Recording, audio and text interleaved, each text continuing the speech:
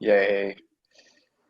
So what I thought we would do today is I want to look particularly at summer communication. So what letters we have to write now. I'm just getting my slideshow on here. Ta-da. So this is a continuation of the Beyond the Plate series, which we started during COVID-19. Just thinking about the whole financial generosity piece when suddenly everything we know has been ripped away from us. So we did a series of Facebook Live interviews. Gillian was one of my interviewees, and those are all available to be seen as well. And so I wanted to just do some Zoom conversations in the fall. And as I said, I wanted to think a bit about, I think right now is a really key moment to be communicating to our congregations as we come out of the summer into the fall. And actually, I think as well, all the more because we're coming out of COVID. Well, we're not coming out of it necessarily, but we are reopening. And people have been very faithful all through this pandemic. And so there's a lot of reasons to write to them and thank them and encourage them. So that's what we'll do today. And I hope we could write a letter on the whiteboard, which I've learned how to use, and that you can take away and use for yourself. So I want to do a short reflection, and then thank you, and then some design tips, which might seem really kind of funny, but Gillian and I both have been studying this, and it's very interesting. We went to a webinar together on this, and there's some really interesting design tips you might find interesting, but that are very effective. First of all, I want to just do a parable, the mustard seed, and just reflect for a minute on the issue of scarcity and abundance, which has sort of been my theme lately. I don't know what it's like in your context, but I'm aware when I talk to people, sometimes there can be a feeling, especially in the light of COVID and everything, of scarcity. The money is not coming in. We're not able to meet together. We're worried about the future. And if we have a scarcity mindset, sometimes, that can really cause us to kind of hunker down in fear rather than to open up in faith. I don't know if anyone wants to comment on that and your experience of that.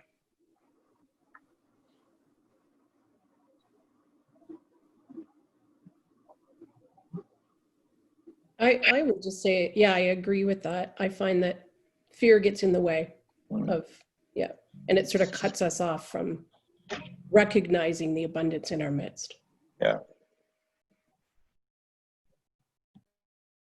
And by moving towards fear as well, it also impacts how we kind of view the gifts we have been given, and it really kind of stifles creativity, because when you've kind of circled the wagons because you're a little bit afraid and a little bit anxious, you kind of start focusing inward again, and you kind of get anxious instead of kind of finding ways to continue to look outward as well. Yes.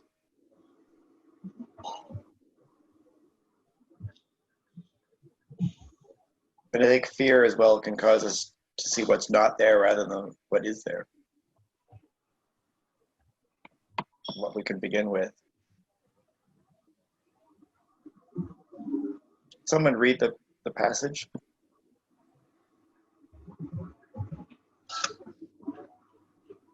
I can read it. Thank you. So the parables of the mustard seed and the yeast. He told them another parable. The kingdom of heaven is like a mustard seed, which a man took and planted in his field. Though it is the smallest of all seeds, yet when it grows, it is the largest of garden plants and becomes a tree, so that the birds come and perch in its branches. It's a nice gardening metaphor. I'm not really a gardener, so I'm always astonished that anything grows when we plant it, actually. But we planted lavender in our garden. We wanted to do our bit for the bees and butterflies.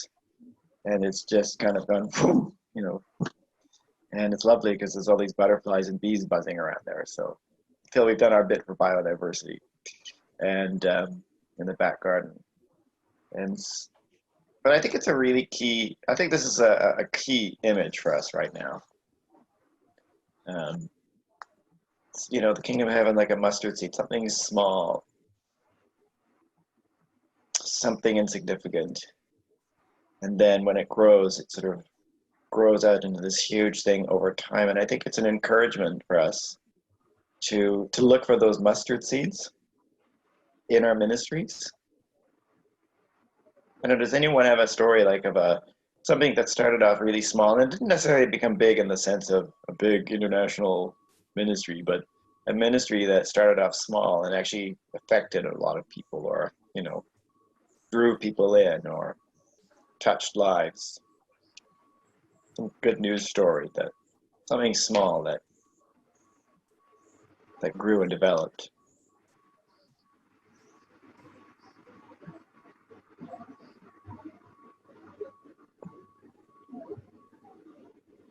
Well, I have an example of, I found this out the other day.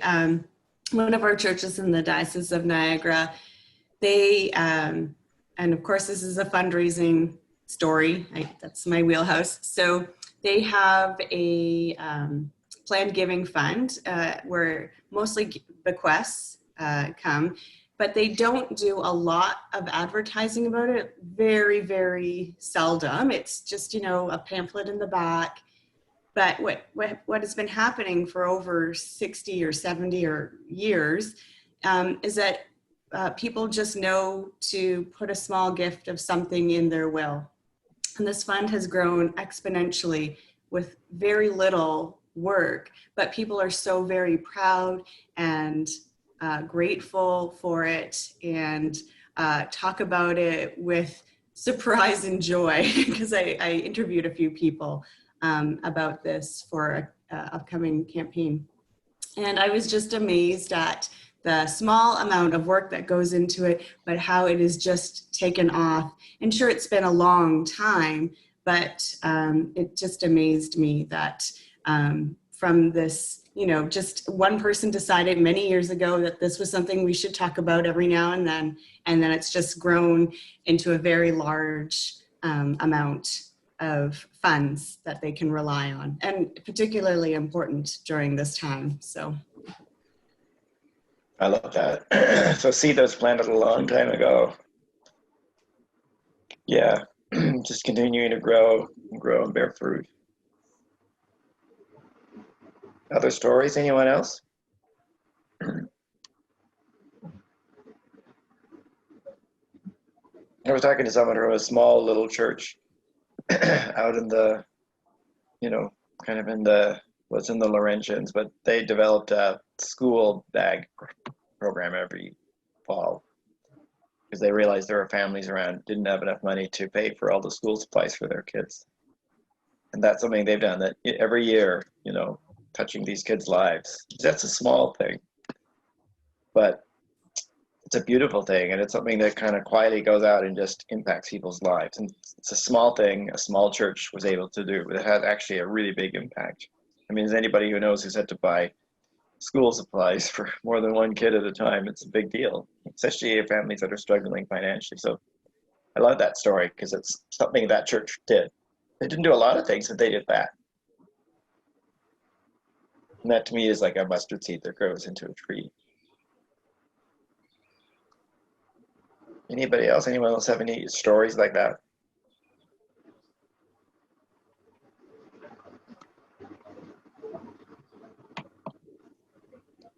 So I wanted to start with that because I think those are the stories we need to reflect upon when we think about reopening and stewardship and communication. It's those good news stories that connect with our values are so important. And it's almost like we have to remind ourselves of all the things we've done in the past. I was talking to another priest. They're really worried, obviously, about the future and don't know if people are going to come back and everything. And we just talked about what they've been doing in the past. And they had, developed a community garden. They had, a clothing drop-off depot. They had, obviously, a food bank. And there were a number of things they were doing that were really impacting locally. And as we talked about it, she became much more encouraged when she realized what they had been able to do, And those are really important stories to reflect on is when you think about communicating for stewardship, to be able to say, well, okay, we've been here for 150 years. We had a ministry of presence, and that's impacted people. We did these ministries, so, we are able to do things, and we can do things again as we open up.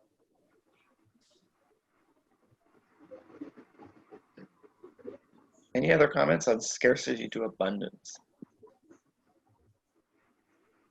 For me, abundance is abundance to the kingdom of God. It's gospel abundance, abundance of ministry. Those are the things that give us the stories to dwell upon.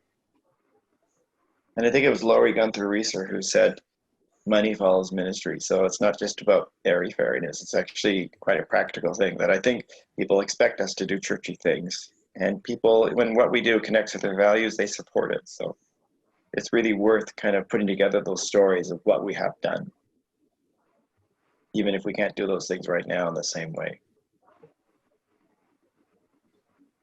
So we're going to talk about 3 times to say thank you. Gillian and I are going to talk about this together. So Gillian, just jump in anytime. But there are 3 points in the year for sure you have to say thank you to your donors. And if you have any questions as well, raise your hand and we can stop anytime and go through that. So maybe you know all this, but one of the times you have to say thank you is with your tax receipts. So hopefully no one ever anymore sends out tax receipts without a thank you attached. A nicely worded thank you letter. I got a really nice one from my old church because I started this job 2 years ago now. And when I left my church, obviously I've been giving to them. They left in October, so in the tax receipt season the next January, I got a tax receipt and the nicest letter written from the point of view of the youth group, saying, because of your generosity, we were able to do X, Y, and Z as a youth group. And I thought, wow, someone's been teaching them good stewardship practices. But it also made me feel really good about myself and my giving. You know, it just created a warm glow. Or recently, I got a wonderful thank you letter from Christ Church Cathedral in Montreal, which I'm always praising them for. And all I'd done is, because I work downtown now at the Diocese, which is right by the cathedral, I'd helped with some of their noon Eucharists. I don't think I'd done more than 1 or 2 a month. They have a weekly noon Eucharist. Maybe once or twice a month I helped. So it wasn't like a lot, and it wasn't money, but they still thanked me and said, you know, because of your help, we were able to continue to have spiritual oasis in the center of Montreal. It just connected my service with their mission, and I was really grateful for that. It made me think, oh, maybe I should do that again, and then COVID stuck. So you know, the power of thank you. So with your tax receipts, write a really good thank you letter. The third situation when you should be writing a thank you to your donors is the end of November. It's recommended to do it then and avoid the Christmas rush. By the time you get into Christmas, people are freaked out, maxed out. So you want to encourage them to remember you before the Christmas rush. But the second time in the middle of the year is what we're going to talk about today, and it's right now, and it's the end of summer.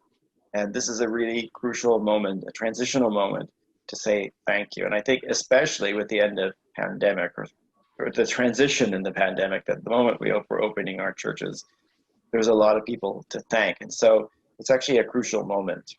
Did you want to add anything to any of that, Gillian? I was just going to say the reason end of November too is to remind people, like you mentioned, that you're there, but also because 70%, I think, of gifts, bigger gifts come in at that time of year, and it tends to be more one-off gifts. So even if somebody is a pre-authorized giver, there may be an additional gift given at this time of year. So if you still have that glow from a thank you letter, as Neil referred to, then of course your church or ministry is going to remain top of mind of where to give. And then with end of summer, the reason why it's important every year and not just during COVID is because it's the start of sort of the giving season. And September is traditionally, we've been trained that it's a fresh start because it's back to school or it's back at work or things like that. So it's really like the new year. And so this is getting people into good habits again, right? Dog days of summer, everybody is back at it. So end of summer is a good time to start remembering your ministries and whatnot to folks. Absolutely, yes. Remind them we're there. Oops, I'm going the wrong way. Right, yeah. So some of the things we want to talk about with an end of summer letter, I thought we'll write one in a minute, is to say, I think that's right, as Gillian was saying, you know, we're here, we're relaunching the season, and we want to thank people for supporting us all summer long. And so one of the emphases in this letter has to do with moving people from cash giving to PAR. So this is kind of a key transition that you can also encourage people to make, or PAR, digital, but from, you know, just if they've gone away or gotten behind, you know, this is a great opportunity to say, thank you so much. We appreciate your support. Because of you, we've been able to do X, Y, and Z, or we are looking forward to the fall, and we are hoping to do A, B, and C, or, you know, your support. And then kind of move on to just helping people make that transition. This is an opportunity to help people make that transition from cash or checks towards, say, pre-authorized remittance or towards digital giving. And I think that's a really crucial part of the communication that we want to help people to do. We want to give them tools to make those decisions. And of course, why is it beneficial for them to go on automated giving of some kind? Because, well, we all know why, right? It smooths out the income for the church. It helps people from prevents people from getting behind. So these are tools we want to give them to help them as donors.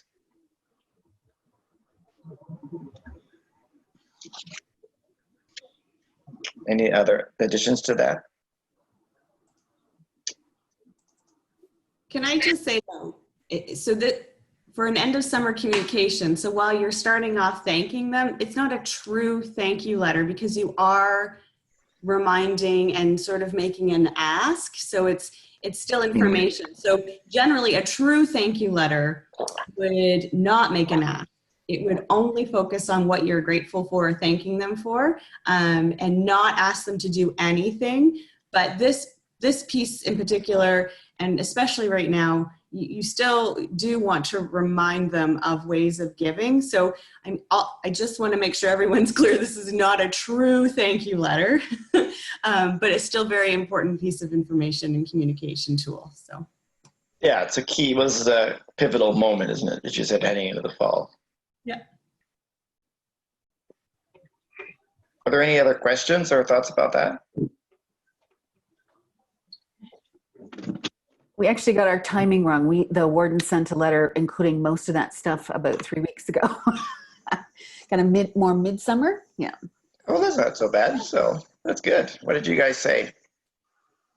Thanks everyone for their support.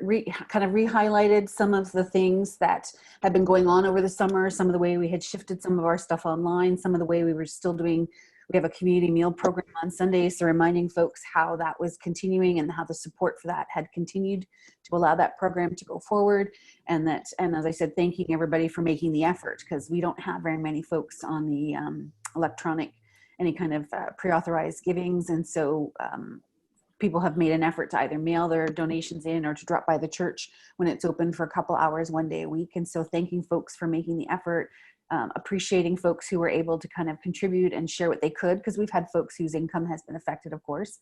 And so it was a reminder that, you know, you can continue to support the church and we've set up e-transfers, and so kind of gave folks the way to do that, and reminded folks of the way to do that, reminded them when the church is open so they could drop by stuff if that's how they feel more comfortable.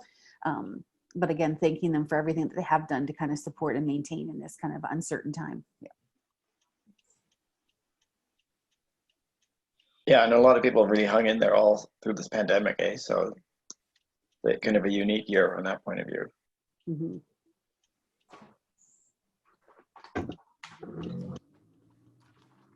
I think too, another good thing to remind people is thanking them for volunteering and the participating in the ways that they could, if they can. Because I know people who normally were happy to give through pre-authorized giving, but had to stop due to work situations, but then just tried to find every which way to volunteer or to encourage others. So just highlighting volunteers, I think too, is really important in this communication as well. I mean, some in the fundraising world would even say volunteering right now is worth more in gold than finances in some ways. So. Mhm.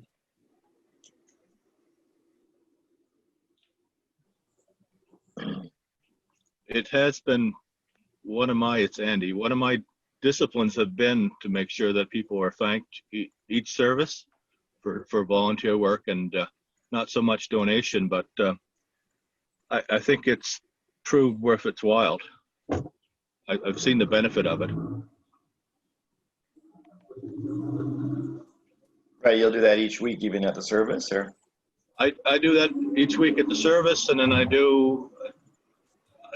I always, part of my devotion on my daily podcast is I do a section of thank you, and then I will, if Anita has sends the bulletin out each week and delivers them to people that are shut in, so I make sure she's thanked, or whoever's doing whatever.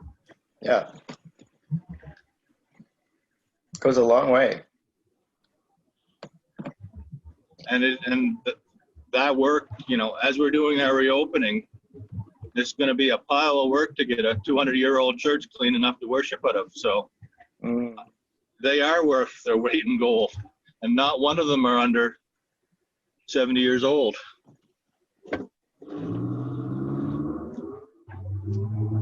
Yeah, so they're putting their time where their heart is as well. I thought, but let's flesh out a letter, and like, what would the paragraph components of a letter like this be? I'm going to start with Dear, who's a typical parishioner? Sally. Sally. I can change that. No, okay, all right. How would we go around sculpting a letter? Can I just say quick, Dear Sally is better than Dear Ms. D'Entremont or something like that. Always use first names. It's very important. Unless you know they're of a certain generation or even mindset that it should be formal, then, do Mr. or Mrs. But first names, because this is like a conversation you're having with them. Yeah. You want to have a personal connection. It's a personal connection. It's really important. Because if you saw them in church, it's highly likely you wouldn't say, "Oh, hello, Mrs. Smith, how are you?" You would say, "Hey, Sally, how are you?" Yes. So what would the first paragraph be? Let's just do the paragraphs and then we can fill it in a little bit. What would the first one be? What would people say? I don't remember, it's the end of August, so we're writing a letter.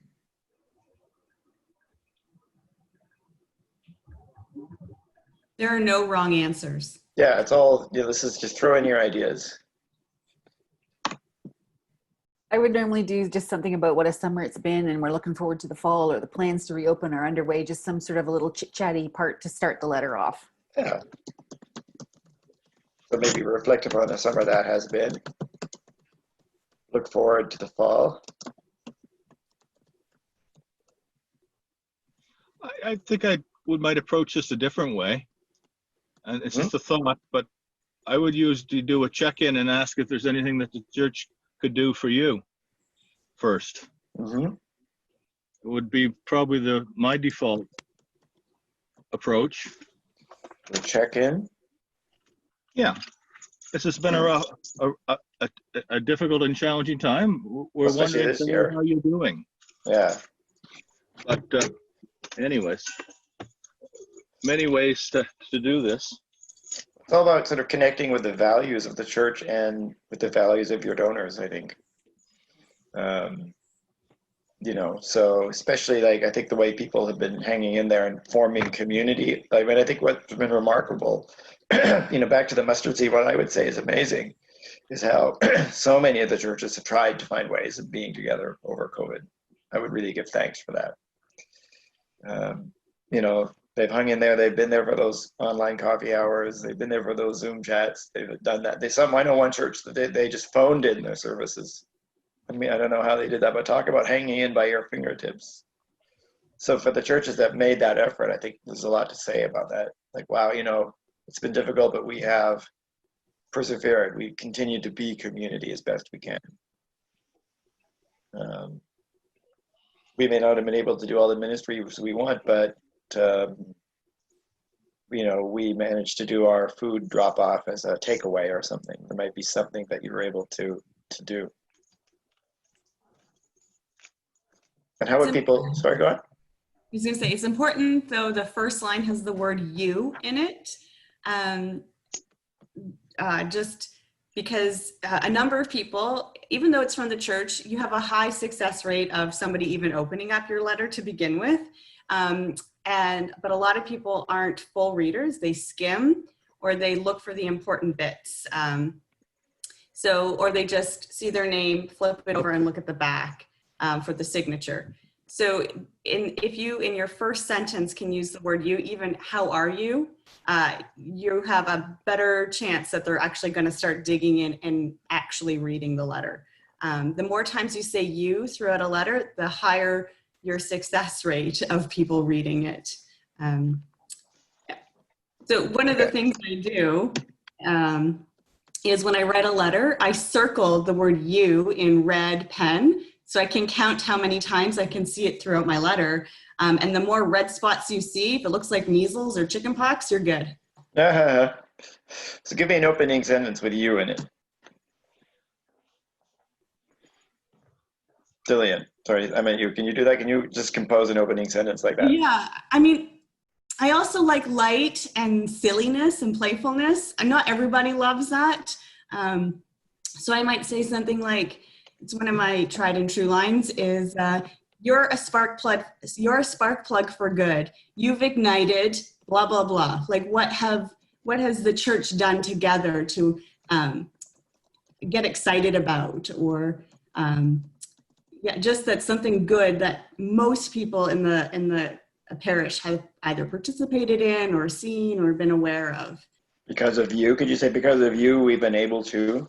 Yeah, exactly. Because of you is such an important sentence. Because of you, or you could say because of people like you, if you're unsure. So this leads to segmentation, but we can talk about that another day. We'll do another hour on segmentation. Because of people like you. But keep it in your tone of voice. Like for me to say, you're a spark plug for good, you've ignited, people kind of know that I'm a little lame sometimes, so it's okay for me to do that. But if that's not your style, don't try that, but have it in your tone of voice of what people would kind of expect, but shift it to the positive and try to use the word you. Okay, so we've kind of done an opening paragraph, and I like that. And then what do we go down to? So we're getting to the meat of our letter. Where do we go from there?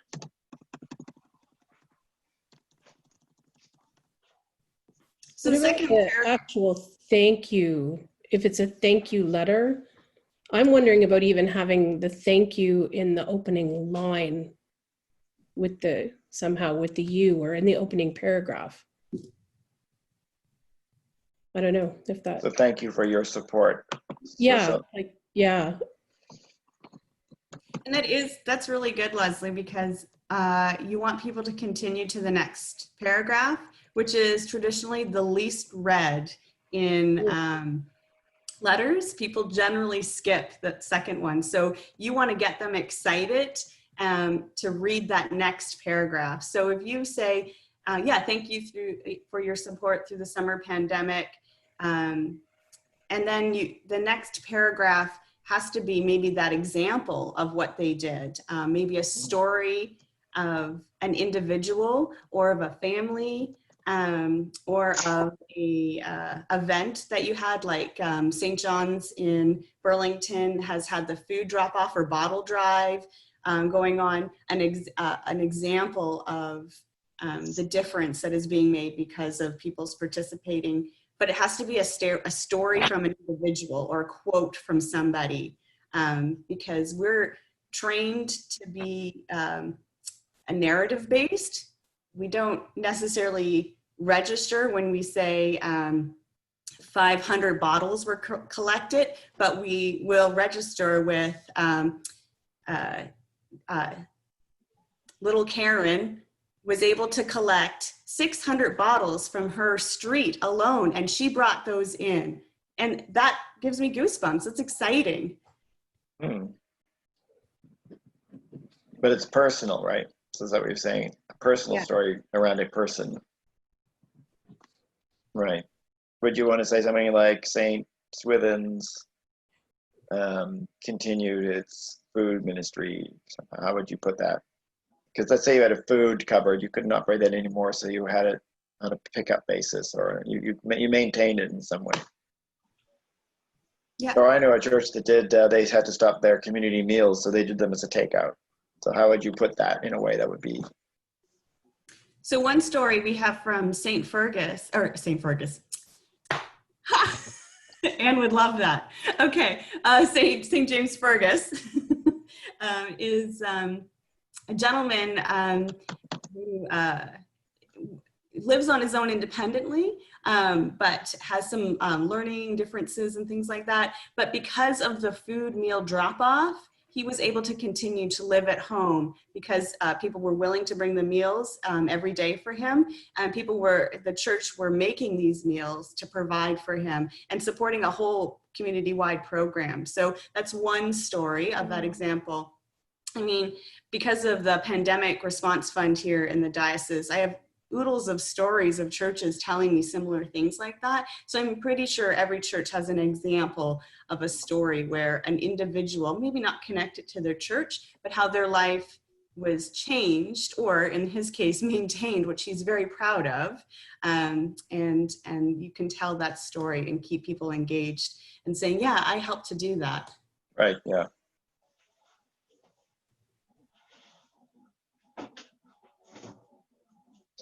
So we want to get straight that connects to people's values, and I like that idea of connecting into an individual. This is actually a real impact that you've made.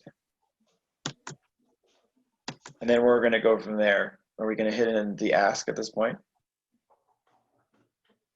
Do we want to talk about ways that you can continue to support the church in the fall? And you can do this in a way where you're not asking, but just demonstrating. People were able to do this because they are on pre-authorized giving. They have been able to come by the church on Tuesdays to drop off a check and say hello, or whatever way that was done. But it's still telling a bit of the story. It's not bullet points listing, which is fine to do. You could do that actually even as a PS at the end. But it's still keeping the story going so people will continue to read. Right, so yeah, but you're connecting it to the ways that they could give. Would you include sort of some kind of information about ways to give, like in a separate sheet in the letter, or? I always prefer that. A completely separate sheet, because that might be the piece that people pop on their fridge or leave on their dining room table stack to remind them, oh yeah, this is important. I'll need that in next week or next month to remember that. So then it's a clear, itemized way of how to do that. Yeah. You could do that sort of, the ways to give as a sheet, just added in there, Yep. I know like the cathedral, you guys got about 6 ways to give, I think, right now. You have Tidely, e-transfers, you probably have PAR. Do you have PAR? Can't hear you, or you're muted. For fun, I counted as I was logging on, not counting cash, we have 7 ways. Right.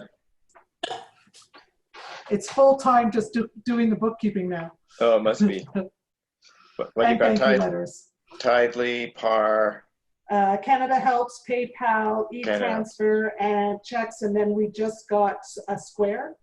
Yeah. Because we've opened for private prayer and we get a lot of tourists, or we used to. So we were trying to find a financially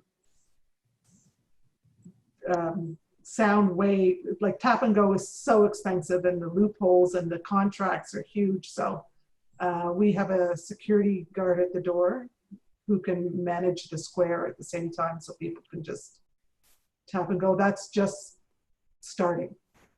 Anyway, sorry.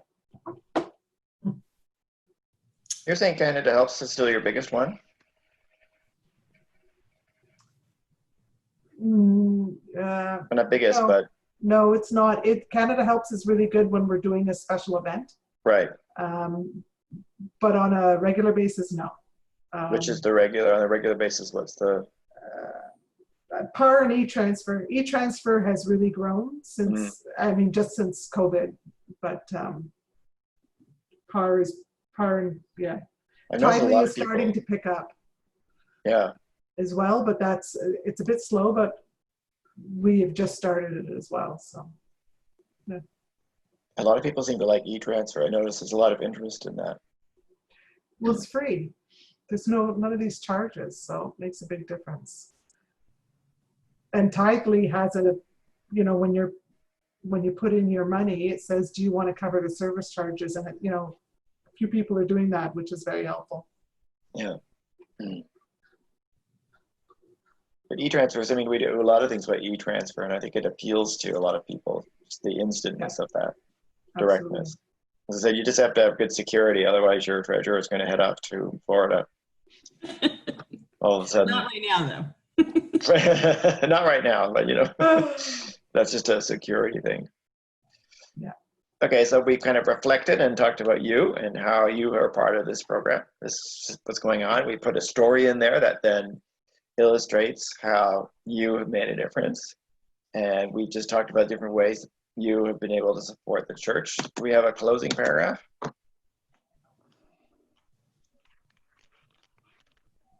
This is actually normally when we would do the what can we do for you? Like you've kind of helped to support us. And so that would be the little check-in piece. Please remember, you know, that we're available. And if you need any help, that's where we like to do our little check-in, that it's been thanking you for what you've done for us. And then we tend to sign off with just a reminder that we're here and here's the contact information, or here's how you can get in touch with us, or that's how we close out ours. It's nice to put it up front too, like was suggested, but that's kind of how we tend to do it, is we wrap it up that way. Because it's a nice transition into the thank you for all your support. Can't wait to see you in person soon, hopefully. Yeah. Or to deliver you.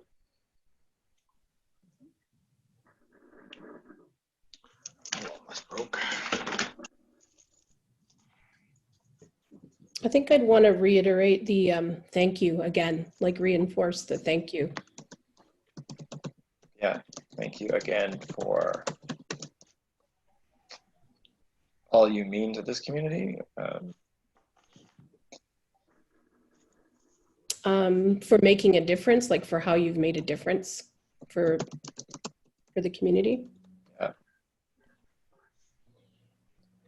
Have we addressed the fact that we're heading into the fall? So we want to just sort of remind people that the fall is coming. Do we want to talk about our plans for the fall or anything? I think with as complicated as that is, that's a whole other letter all by itself. That's another letter. I was just thinking that. Yeah. Yeah, you're looking at another page. You're right. At yeah. least. Yeah. Yeah. And it really shifts the focus. Like if this is about focusing on what the support has been, kind of shifting to that kind of takes the letter in a whole other direction as well. Right. Yeah. You know, unless you want to say just simply the reopening committee or the back to church or whatever you're calling it in the parish has begun its work, and we're looking forward to getting in touch with you soon about what that's going to look like. Yeah. But just keep it really, because if not, it shifts it. That's true. You don't want to add too much. And I would even say don't shift it, because we have to keep it simple. People can only handle so much information at once.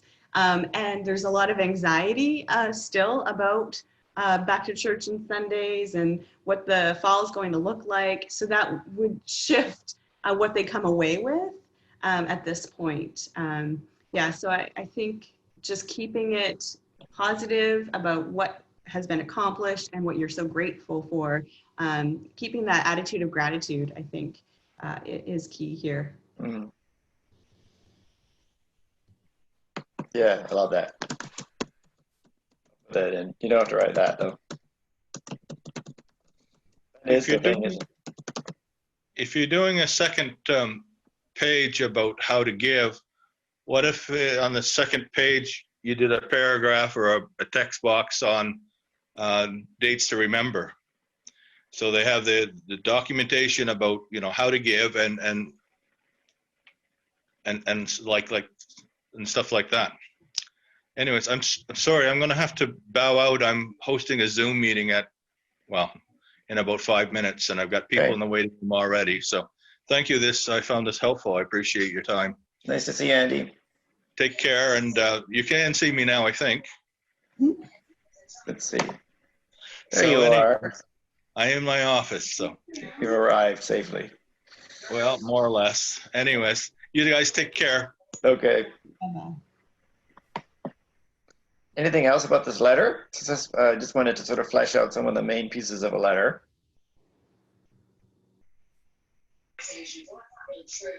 Any other brilliant ideas or phrases or? I just have a couple of comments. These kind of letters, when I get them in the mail, I just find like everything starts off with, you know, this pandemic's so hard, or because of that, I roll my eyes. And I know as soon as I open the letter, I know it's an ask. So I'm gonna skim it to look for some keywords. But any of these, you know, it's like, you know, I can't believe summer's over and we're already at fall. It drives me crazy, these sentences, because they're just so overused. So it's hard though to come up with something new, but anyway, that's my comment. But maybe you could tell people that they've been spark plugs for good. They've never heard that before. No, absolutely not. That's a good one. I really like that you brought that up, Elizabeth, because so both Neil and I have been encouraged about some of this because of an organization called Agents of Good. They're actually a fundraising mail house in Niagara, and they call themselves Agents. So Agent John writes a number of blogs, and one of them, he talks about no one cares that it just so happens to be the end of summer, or it's even back to church time. That's not the reason for writing. Your reason is gratitude. So it is fair to say, starting off your letter with that, lots of people are probably going to get letters with that opening sort of line. And it is true, every email I get begins with these unprecedented times, this difficult summer. And I'm like, stop reminding me. I know. Yes. So yeah, starting it off on a more positive, not ignoring it, because I'm not saying we need to sugarcoat any of this. That's going to be in the story. It's going to be in there. But yeah, I think you're right, Elizabeth. Just starting it off on a more positive note and not reminding us once more where we find ourselves is okay. And I think probably a welcome change. Yeah. I think as well, like for me, I've always just really liked letters that link what I've given, whether it's time or money, to the mission of the church in some way. That has said, because of you, we did X. It's like the letter from the cathedral, you know, because you presided at these Eucharists, we were able to offer a spiritual oasis to the heart of Montreal, which is the mission statement of the cathedral, right? And I like that a lot, rather than, you know, the letters that they don't really make that link. They just kind of, you know, we're here, support us. No, you know, tie in my presence or my giving to your mission. Sometimes how I've started these letters is just with a little scriptural verse and then just go from there. So there's something around gratitude or something around gift or something about the blessing. As I said, but it has to be really short because you can't fill it with a whole, you know, 6 or 7 verses, but something like a verse or a portion of a song, like just something really small. And then you can go from there, and that's the opening. So then we're not doing it's summertime again. Yes, exactly. You know, or guess what, it's fall. But sometimes that's been a different way to start it. Have you planted your mustard seed? Yeah. There you go, yeah. Elizabeth, asking a question at the start with the word you in it is, I mean, the rates of reading actually through then are very, very high. So that's great. A great example. Some people would even put that on the outside envelope. They would have it printed on so that people would be like, what does that mean? I now definitely have to open that envelope. So if you can't use an envelope other than a window number 10, Yes, this is crucial. please reconsider. Putting a question like that you suggested, Elizabeth, on the outside, that will increase the rate that people will think it's not an ask or a bill. So, which is increasing the likelihood then that people will actually open it. So, Right. Interesting. Yeah, these are the design ideas Neil and I were very excited about. It was really something. And how people are very passionate about this. Yeah. And all researched. I mean, it's amazing what people research. The open response rates when you don't use a number 10 window envelope increases almost double. If you use a different sized envelope that's colored or pretty or something on it, I mean, guaranteed somebody's going to open it. If you handwrite the address on it, it will be opened. I mean, already we have high open rates because people are connected to the church. They want to know what's going on. So it won't get file 13, as my dad calls it, into the blue bin. So, we're a little bit okay if we must use the window number 10 with the typed address. But I would encourage you to maybe reconsider that. Tell them about the courier font, because I thought that was really something. Well, because most people who are 40 or over have glasses or some sort of reading needs. So the Courier and a minimum 14 font helps our readers to actually be able to read it and won't hurt them in making them read the letter. And the research shows people will read through that letter, and it reminds them of a time when typewriters and hearing that ding, and it is nostalgic, which is a great emotion to draw on, and hopefully good emotions, maybe, not panic. But wouldn't the younger generation think it's antiquated and outdated? Or vintage, which is a good thing as well. Okay. That's a good way of putting it. Although I think part of the point is it's all about trying to look personalized, right? Like it gives them the impression that you actually sat down and typed this letter yourself. And they know that you didn't, but it actually still seems like you did. Anything that can make it seem that bit more personal. And they thought that this had changed a few years ago, that it was becoming passé, but they did some more studies and it's not. Courier is still, it creates a higher rate of response than any other font, surprisingly. And of course, also recognizing that, as you said, a lot of our donors have reading needs, and we shouldn't make it hard on them by having small font and small little tick boxes. Yes. Lots of little tick boxes. If you've got arthritis, it's hard. So we really want to ask for one thing. We don't want a lot of little tick boxes. It makes us feel good. We have lots of tick boxes. But it's really not kind to your donor. Right. We see it as efficient, but it is not effective. Okay. What about writing a little note on, because it's a form letter, like once it's ready to go and you sign it in the bottom, depending on who it's going to, what about just a little handwritten blurb on it? So for sure, absolutely 100% do that. So letter writing time of year is onerous on those in charge, because you are the person that often has to do that, or maybe one of the wardens or something like that. So you can divide it amongst people who are known in the church, and then they can all do that. They can write a little handwritten PS note, or they can take home a bunch of sticky notes and write a bunch and then just stick them on the letter. So they could still be generic in a sense, but it's their handwriting. So that's a trick that I've used, where I've sent home an executive director with a stack of Post-it notes, and they just hand wrote random, hope you had a great summer, hope you enjoyed being out and about or something like that, but just over and over again. And then literally we just stuck it on. So that's a secret. Don't tell anyone. Okay. But it works to increase the chance that somebody's going to feel like, oh, this was meant just for me. Yeah.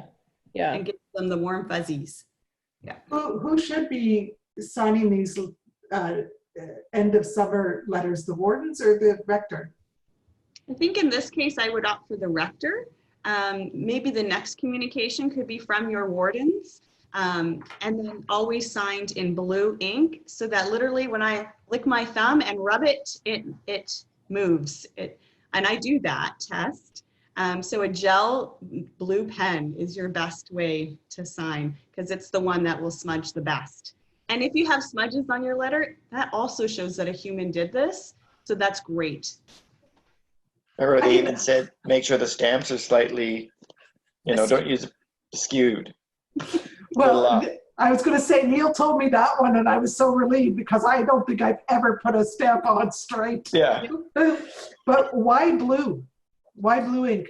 Because black it looks like typed or photocopied, but Right. blue is best. Okay. Yeah.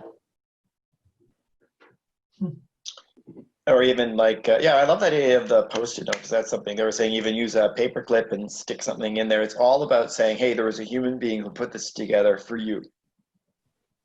Because machines don't do paper clips well. So. Yeah.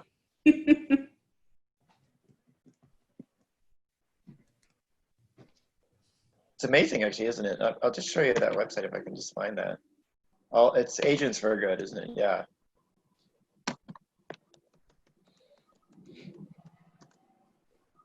Also, there should be lots of white space, because if it's too cluttered, people won't keep reading. So even when you do your letter, it doesn't have to be double spaced, but 1.5 slightly spaced with narrow margins, or at least regular margins. Don't try to fill the page.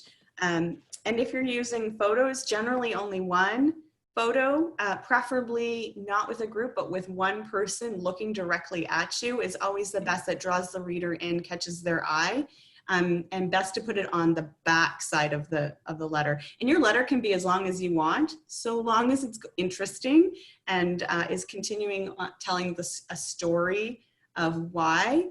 If it starts to get dry and boring, nobody's going to keep reading it, no matter how long it is, whether it's one page or there's a story that the best response to a fundraising ask was a 6-page letter. And Greenpeace did it. And it's just the best, most famous letter, but it was 6 pages, but people read it and responded. And so that's the bar now. Right, yes. And the importance of the PS as well, like they were saying, as you say, you read the opening, you skip to the bottom and look at the PS, and the people are really missing an opportunity with the PS.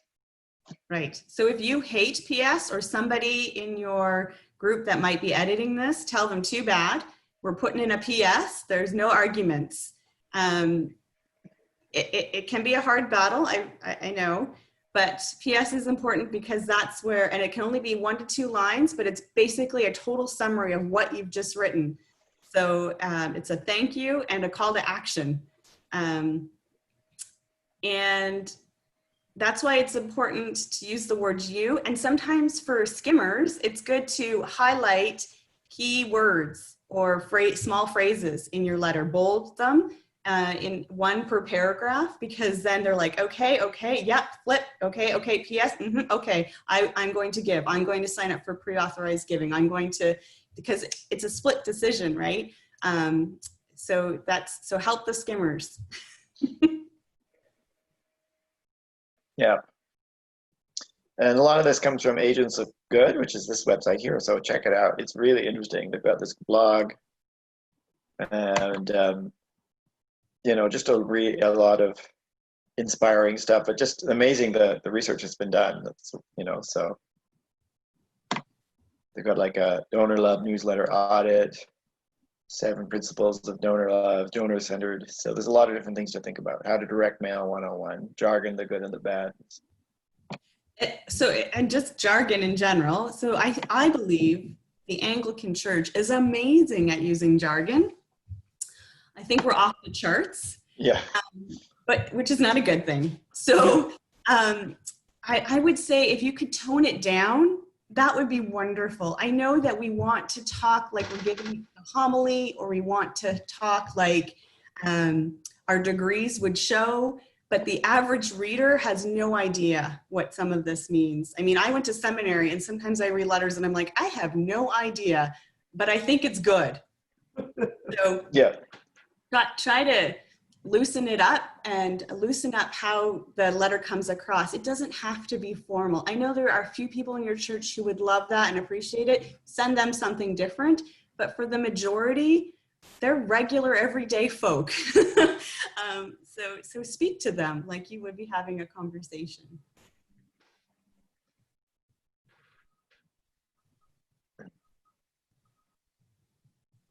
Well, it's 11:05. Are there any other questions, reflections, ideas, inspirations? Thank you for this. Thank you for coming. I'll be back. When shall we meet again? Thanks. This is my favorite topic. It's fun stuff. I love it. We never noticed, Gillian. I know. I'm like, tone it down, Gillian. You're getting too excited. No, it's awesome. No, we always like to let you loose on these things, Gillian, because you've just got it all right there. Yeah. Just want to share it. It's good. Well, you know, I think the thing that I've been learning with all this is it's amazing what some little things can make a big difference. Back to my abundance mentality and the mustard seed, some little things can make a huge difference. Yeah, and it can be right down to the level of using the blue ink, or, you know, handwriting, using courier. You know, there's just so many little things, but they can make a difference, and it's worth trying. And I think that, you know, especially right now, we should encourage each other that there's a lot that we can do to help our churches through this time and into a new time. And this kind of, you know, design and communication is really important. So why not have a go? What have we got to lose? We have a lot to gain. So thank you all for coming. I'm sure, well, I wanted to gather, I'll talk to Gillian. I'll see what I can do. I can wind her back up for another thing. How's that? And we'll meet again and keep this conversation going. But what I had hoped, sorry? No, sorry, I didn't mean to interrupt.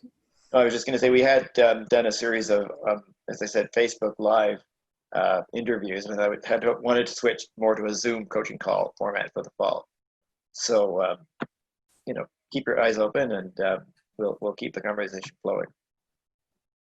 Yeah, send any questions, because that might give us some ideas too of, hey, what should we talk about next? Yeah. Mm-hmm. Well, that was all I was just going to say, because I watched the series, was introduced to it, and it was nice, but the interactive piece has been helpful, and to feel like you have something to contribute to the conversation, like I'm not completely clueless. Exactly. Yeah. Something. But I think some of the, you know, if you're looking for a list, it's going to be very hard to do some of the fall planning and some of the normal fall stewardship campaigns when we're going to be kind of returning. That's still question mark about what that's going to look like. And so some of those kind of normal fall campaigns as you gear towards Christmas are going to be a lot. We're not going to be able to do it as we've done it before. And so some brainstorming around how to do some of that, telling the story, sharing the story when we're still limited in worship and we're limited in how we can, you know, we can't gather folks for a big, you know, ministry fair, like some of those kinds of things that we would normally do to kind of tell our story and engage people and get them involved. When you're allowed to come in, sit down and leave, that's if you feel comfortable enough to do that. Some of that stuff's going to be a lot more of a challenge, and yet the need and the information is even more important this year than normal. And so, you know, some thinking around how we could support each other doing some of those kinds of things would be a good topic someday. All right. Absolutely. I think so. Okay.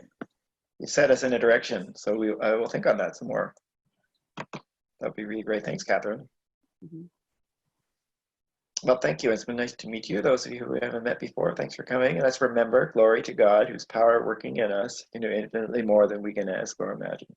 Glory to God from generation to generation in the church and in Christ Jesus forever and ever. Amen. Amen. Amen. Bye, everyone. Thank you. Thank you very much. Thanks.